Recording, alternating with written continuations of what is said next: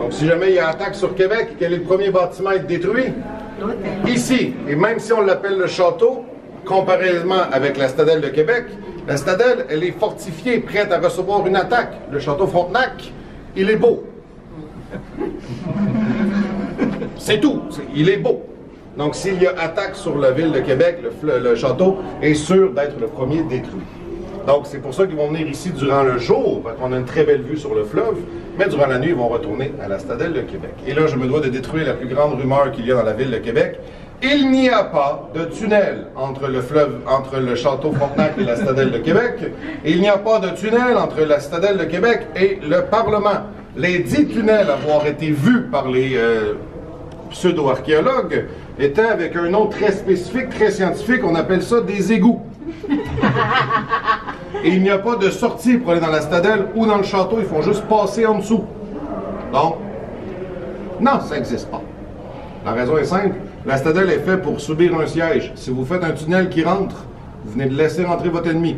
Donc jamais ça ne va se faire. C'est fermé complètement. Et même l'égout en dessous ne passe pas en dessous. Elle passe devant la Citadelle.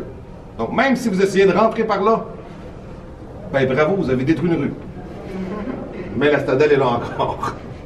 Donc ces 3 hommes-là vont dormir là et c'est en voiture qu'ils vont revenir dans l'hôtel à tous les jours.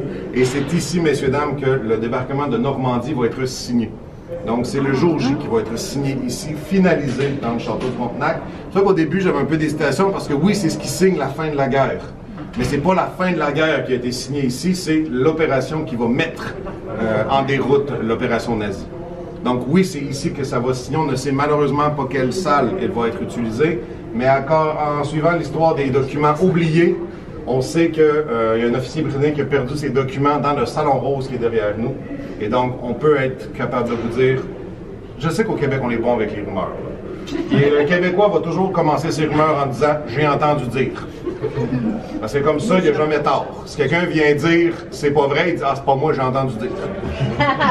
Lui, il n'a jamais tort. Ça ne veut pas dire qu'on a toujours raison, mais on n'a jamais tort. Ici, je sais assez d'informations pour vous dire, je pense. Pas, j'ai entendu dire. Donc, je me commets. Mais on a assez d'indices pour dire que oui, je vous amène dans la salle où la signature aurait eu lieu.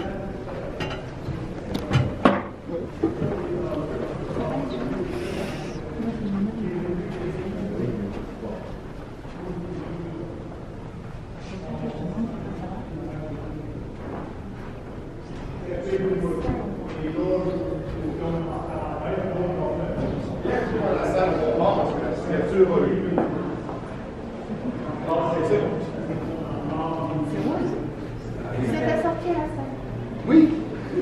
Moi, c'est ma technique, c'est si jamais le groupe n'aime pas ma visite, je ne fais pas au mur, vous me perdez.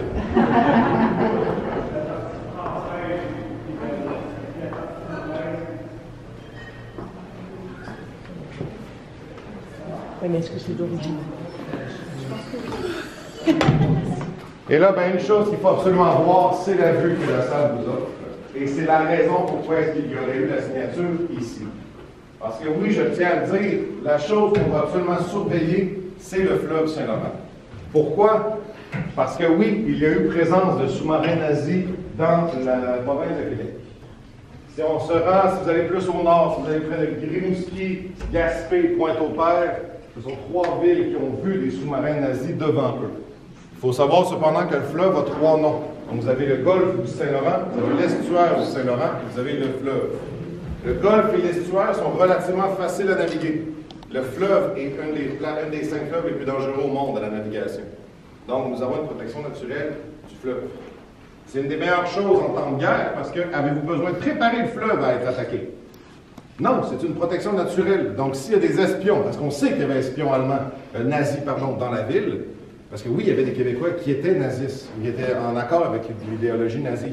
Donc il y en avait des espions ici. Mais ils ne connaissent pas nécessairement la dangerosité du fleuve. Il y a des Québécois. On a entendu une dame très fièrement dire qu'elle est québécoise.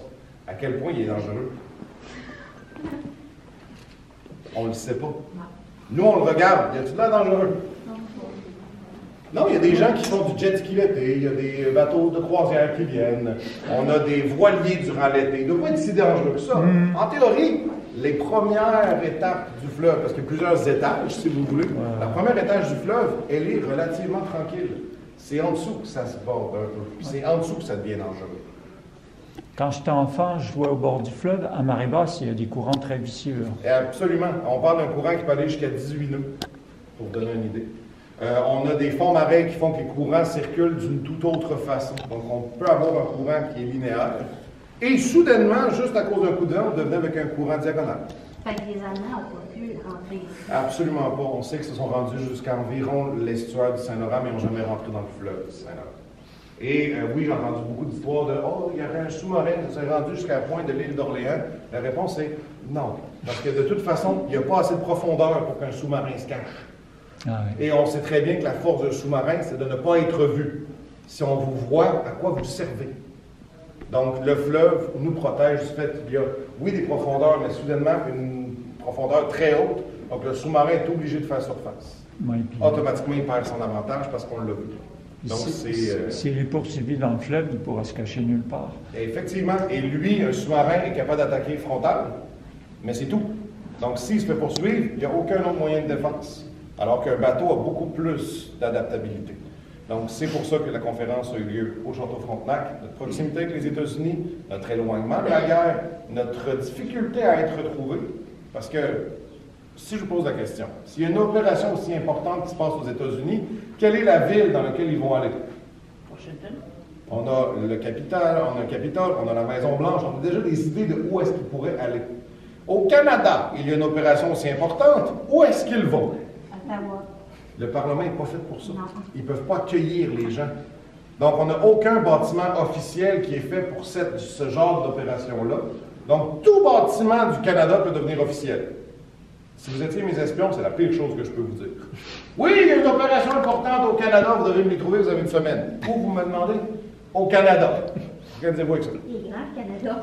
Oui, La distance entre Québec et Vancouver, en fait, si je parle vraiment de l'est à l'ouest du Canada, c'est la même distance que Québec à Paris. Là, vous avez un océan à chercher pendant une semaine. Allez-y, je vous regarde. Juste de conduire de Québec à Vancouver, c'est 3-4 jours. Vous avez une semaine. Vous n'avez pas arrêté, vous êtes juste rendu. C'est pour ça qu'on a choisi le Canada, c'est pour ça qu'on a choisi le Québec, plus grande province du pays, notre protection avec le fleuve et la proximité avec les États-Unis. Donc, vous êtes dans la salle où on pense que la signature aurait eu lieu. Maintenant, je ne veux pas que cette salle ne soit que militaire, donc elle a été le salon des dames à l'époque.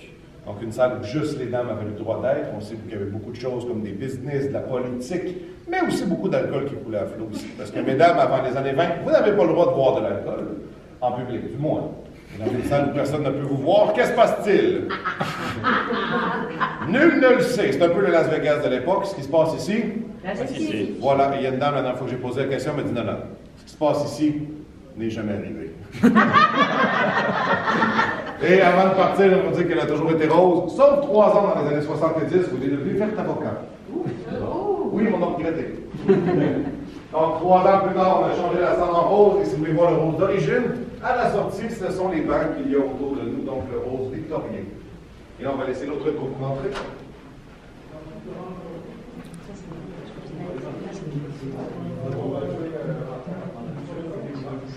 Non, on va aller dans le le sort de la Deuxième Guerre mondiale s'est réglé dans cette salle. Oui. Et là, ben, je mets simplement là pour qu'on laisse les gens rentrer dans cette magnifique salle. Après vous, après vous. Oui.